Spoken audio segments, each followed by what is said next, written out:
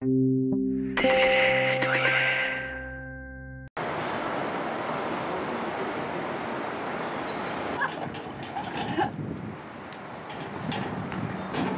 bien, on annonce que nous présentons une liste aux élections municipales qui se dérouleront les 15 et 22 mars prochains. Et nous allons donc porter la liste Chambéry sociale et écologiste sur la question des solidarités, de la justice sociale et de la démocratie.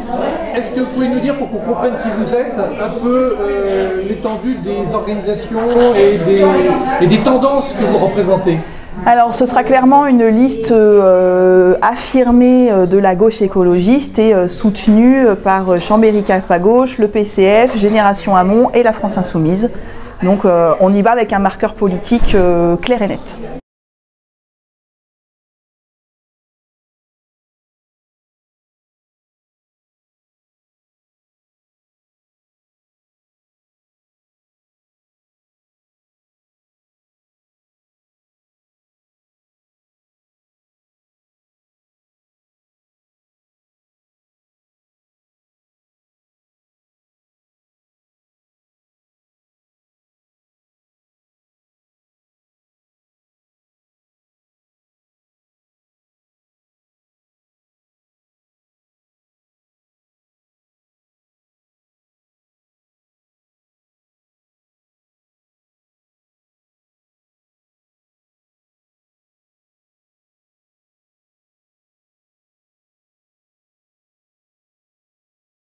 Je peux apporter des premiers éléments de réponse, puis je pense que rapidement je passerai la parole, puisque l'objectif c'est qu'on s'exprime tous collectivement. C'est important de mettre en avant le collectif.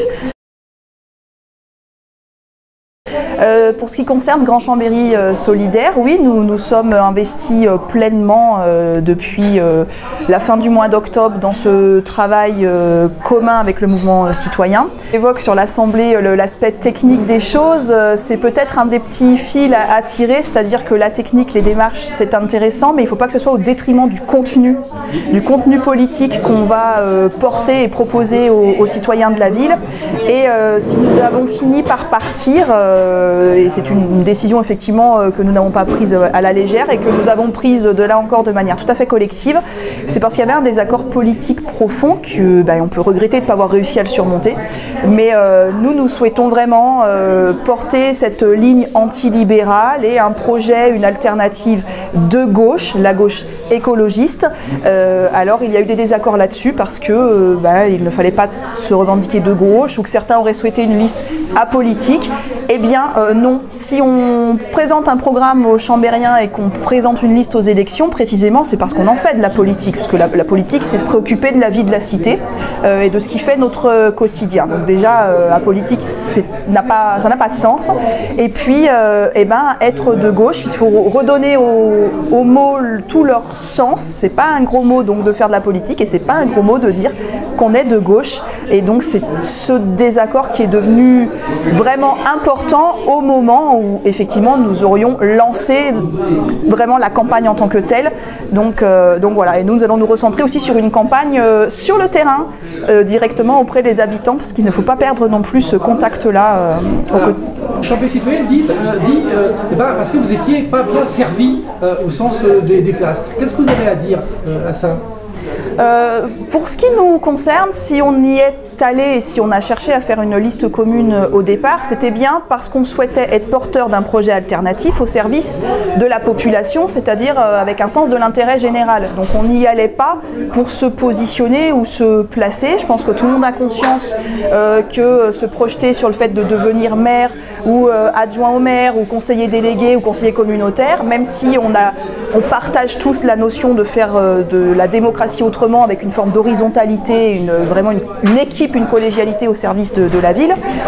Il n'empêche que c'est un investissement important qui peut aussi avoir des conséquences sur la vie professionnelle, la vie personnelle. Donc on n'y va pas parce qu'on a une lubie comme ça d'un seul coup de vouloir être numéro X ou Y sur une liste. C'est un enjeu quand même, si on ne parle pas quand même, je ne dis pas que c'est votre cas, mais si on ne parle pas la langue de bois, il y a aussi un moment où il faut être numéro 2, numéro 3, numéro 4, et on le sait, tout le monde le sait, mais les listes, semble-t-il, ne veulent pas en parler. C'est un moment délicat. où les listes c'est un moment délicat, c'est peut-être aussi parce que c'était le moment de constituer la liste, puis de lancer la campagne, que le désaccord a fini par devenir aussi important. Mais encore une fois, ce désaccord, il était politique, parce que qui que ce soit qui emmène la liste, si on parle de la liste commune que nous avons du coup échoué à constituer, eh bien il faut qu'on soit clair sur le marqueur politique et les valeurs qu'on met en avant. Si nous y allons en disant mais on porte un projet de gauche, la gauche écologiste, et que d'autres ne souhaitent pas mettre cela en avant, alors qu'est-ce qu'on fait? Donc clairement, c'est ce qui nous a poussé à partir.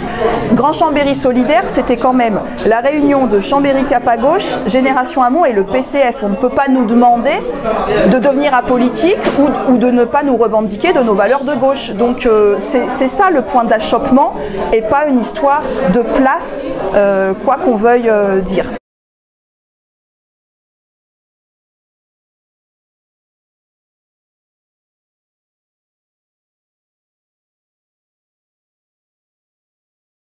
Si on veut bien comprendre les choses, il faut employer les mots à l'endroit si on ne veut pas penser à l'envers. Et le mot gauche était tellement galvaudé, hein, donc on veut le remettre à l'endroit. Et donc pour nous, effectivement, pourquoi la France Insoumise est sortie du mouvement citoyen, c'est pas faute de les avoir alertés gentiment, parce qu'on le connaissait bien. Effectivement, il y avait des points de rencontre, hein, notamment sur les thèmes de la démocratie. Et excusez-moi, Gérard, voilà, vous, la France Insoumise, vous êtes avec le mouvement citoyen depuis très longtemps, hein, depuis... Absolument. Contrairement à Grand Chambéry solidaire qui est rentré en octobre. Voilà, absolument. Donc on va pas du tout chercher à les stigmatiser. Simplement, il était devenu rédhibitoire le fait de ne pas vouloir aborder ce grand sujet qui était d'une alliance de second tour avec Repentin. Et donc, pour nous, le simple fait d'envisager une alliance avec Repentin, qui est un personnage opportuniste, qui tient une liste de droite, qu'on connaît, qui est un politicien professionnel. Donc on est contre le professionnalisme en politique, et était devenu impossible à envisager.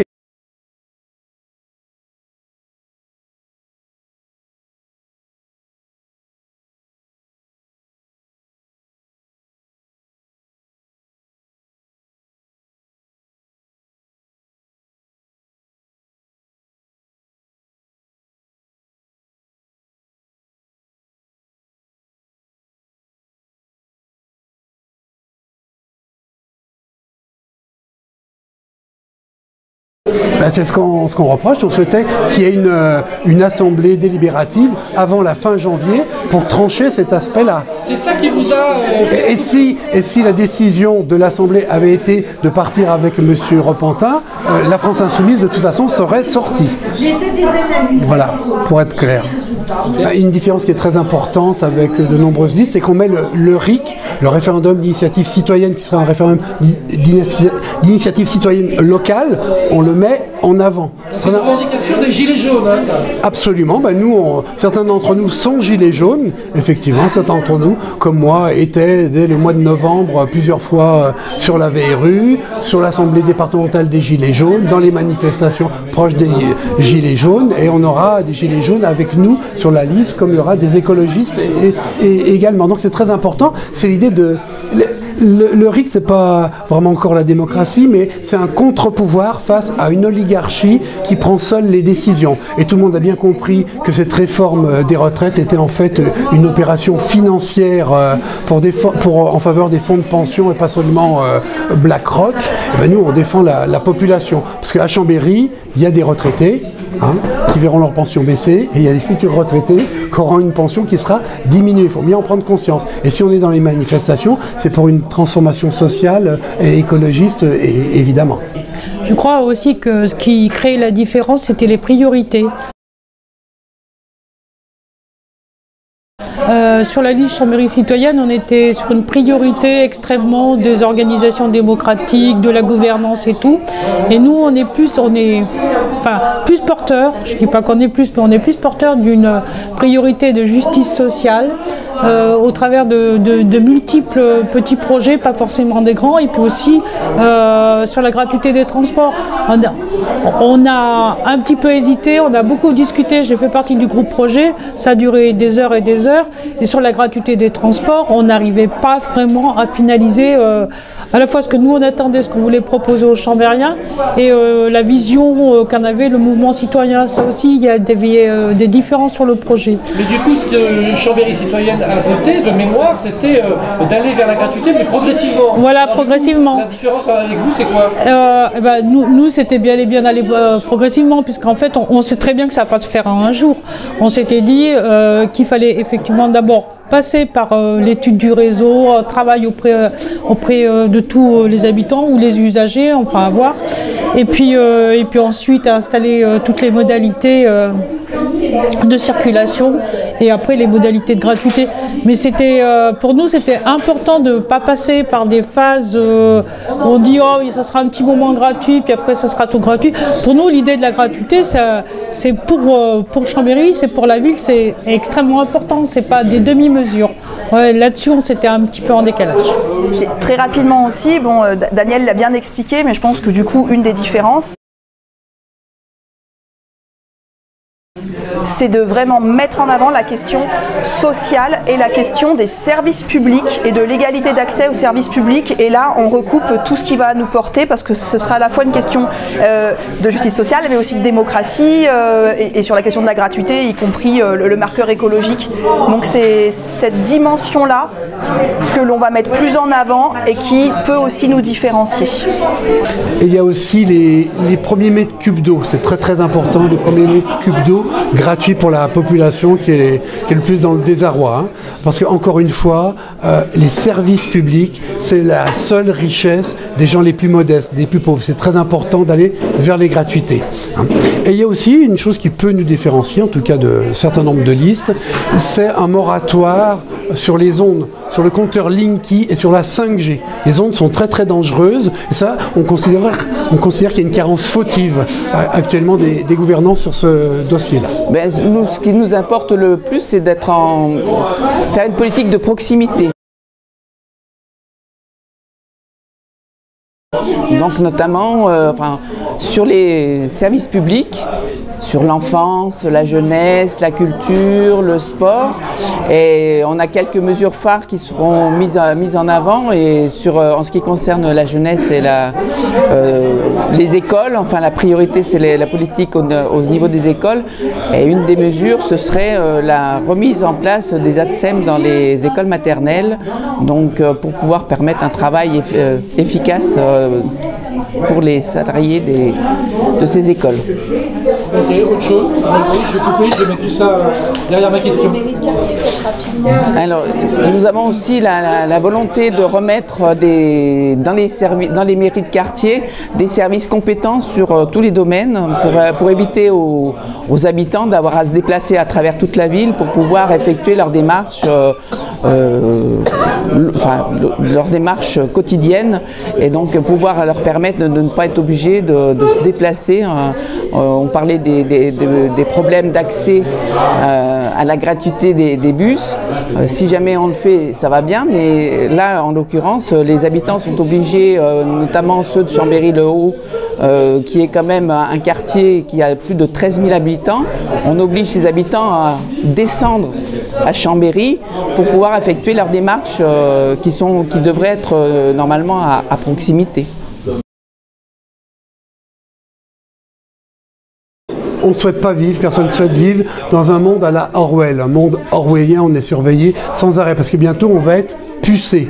Hein, donc ça, c'est pas possible. Simplement, on va faire un audit, mais il faut avoir du discernement. Hein. Effectivement, on pourrait envisager qu'il y ait, comment dire, des parkings extérieurs aux villes avec des agents, et puis peut-être une caméra de vidéosurveillance pour que les gens soient tranquilles, et des navettes qui les amènent au centre-ville. Là, d'accord, on pourrait discuter de ça. En tout cas, on fera un audit, hein, parce que c'est plus d'1 million d'euros la télésurveillance. Il faut le savoir. Et on pense plutôt en termes de police de proximité, remettre du personnel dans les quartiers et tout ça. Parce que sinon, on se retrouve dans un cycle qui est non vertueux, c'est-à-dire de la délinquance, de la répression, et on voit que ça ne fonctionne pas. Et pour mémoire, la ville de Nice, où il y a le plus de caméras partout, ça n'a pas empêché un fou de tuer des dizaines de personnes.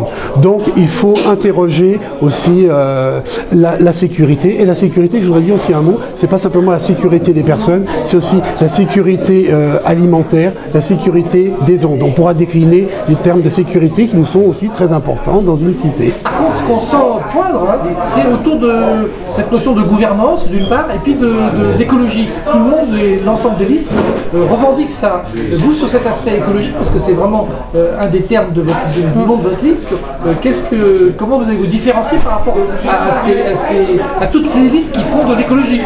Alors, toutes les listes souhaitent faire de l'écologie parce qu'il y a une forme de mode, malgré tout, je pense qu'on peut le dire. Nous, ce qu'on souhaite faire, c'est pas forcément mettre en tant que tel, d'ailleurs dans notre programme, une partie sur l'écologie, parce qu'en réalité, l'aspect écologique, il est transversal au travers de l'ensemble des propositions qu'on va pouvoir porter. On évoque la gratuité des transports, bien entendu c'est une mesure de justice sociale, mais c'est aussi une forme de justice climatique, si je reprends ce parallèle-là. Si on évoque les services publics, la priorité à l'école, ça va concerner les temps périscolaires, on pourra aussi envisager de réfléchir sur ce qu'on propose en termes de restauration scolaire, en mettant en avant les circuits courts, l'alimentation bio, les producteurs locaux, sur le logement, tout ce qui concerne effectivement ce qu'on appelle la transition énergétique, l'isolation des logements, l'isolation thermique, pardon, je cherchais le terme. Donc c'est transversal, ça va être porté au travers de l'ensemble de nos propositions, hein, j'insiste là-dessus, c'est-à-dire une liste qui met en avant la question sociale, mais cette question sociale, elle rejoint la question climatique. Tout le monde a remarqué que pour une partie d'entre nous sur cette liste, on était aussi des militants engagés, Gérard l'a très bien dit d'ailleurs tout à l'heure, dans les mouvements sociaux, parce que militants syndicaux, militants associatifs, etc. Et donc cette question-là, on le voit bien au travers même des marches pour le climat l'année dernière. Le slogan fin du mois, fin du monde, même combat, ou voilà, justice sociale, justice climatique, ça va ensemble, c'est lié, et ce ne sont pas... les slogans ont un sens. Et on en est porteur. Et on en est porteur. Donc l'écologie, ce ne sera pas un terme pour nous à la mode, c'est quelque chose qu'on va porter au travers de l'ensemble des axes et des propositions fortes de notre projet. Est-ce que vous avez conscience qu'il y a une vraie demande depuis plusieurs années, suite aux présidentielles catastrophiques, on peut dire, aux législatives qui ont suivi, et au local maintenant, de vouloir que la gauche ou une nouvelle gauche se présente unie? Et je ne dis pas que c'est facile. Et là, du coup, on se retrouve avec 4 listes, Chambé citoyenne, Chambéry sociale et écologiste, Chambé point levé et la liste de lutte ouvrière.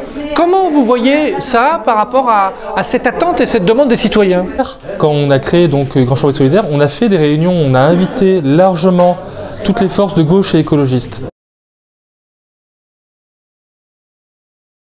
Et ça à plusieurs reprises depuis 2 ans. À chaque fois qu'on a pu faire une initiative, on a invité largement.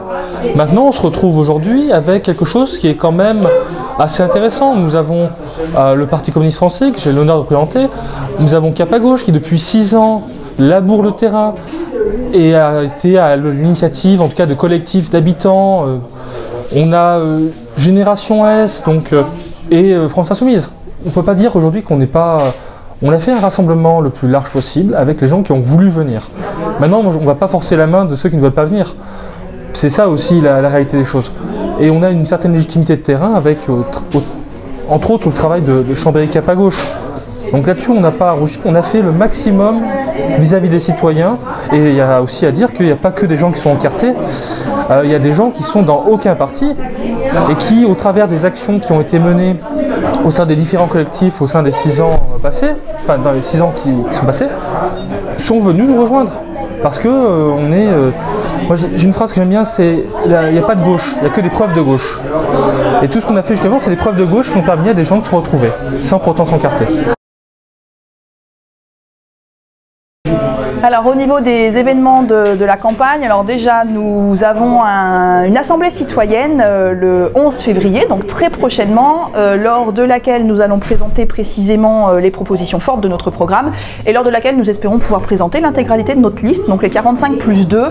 Si jamais elle n'était pas complètement finalisée, dans tous les cas, d'ici mi-février, la liste le sera. Ça, c'est une certitude. Et puis, nous avons 2 autres temps forts qui nous attendent. Alors, début mars, parce qu'on attend pour caler la date précise, un temps fort sur la question très justement de la gratuité des services publics en général, parce qu'on a parlé de la gratuité des transports ou des premiers mètres cubes d'eau, mais on pourrait évoquer la gratuité de la restauration scolaire ou d'un tas d'autres services publics, avec Paul Ariès, qui a longuement travaillé sur ces questions et qui nous fera le plaisir du coup de venir et d'intervenir. Et puis le 11 mars, donc la dernière semaine avant le premier tour, on souhaite faire un dernier temps fort, un temps festif et convivial, parce que c'est important de mettre cela en avant, et sur 2 thématiques autour de la jeunesse justement.